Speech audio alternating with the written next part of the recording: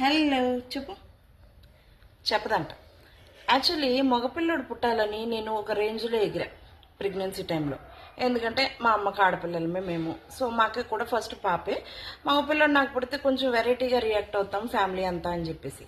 మగపిల్లడు పుట్టాడు, హ్యాపీనే. కానీ ప్రజెంట్ నా మైండ్ సెట్ ఎట్లుందో తెలుసా? ఒక ఆడపిల్ల ఉంటే ఎంత బాగుంటుందో కదా అని చెప్పేసి. ఎందుకంటే వేరే ఫ్రెండ్ ప్రత్యేకించి ఎవరు అవసరం లేదు. ఇంకా ప్రజెంట్ ఫ్యాషన్ ట్రెండింగ్కి తగ్గట్టుగా ఎట్లా ఉండాలో కూడా మనకి నేర్పిస్తుంటుంది. ఈ రోజుల్లో పిల్లలు ఎంత స్మార్ట్ అయినారు కదా ఆడపిల్లలు.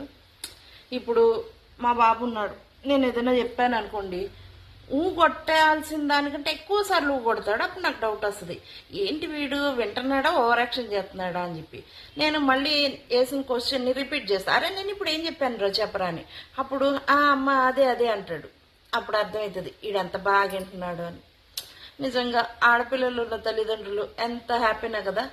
ఇంకా ప్రత్యేకించి అమ్మ నాకు తెలిసి మస్తు ఖుషి అయిపోతుంది.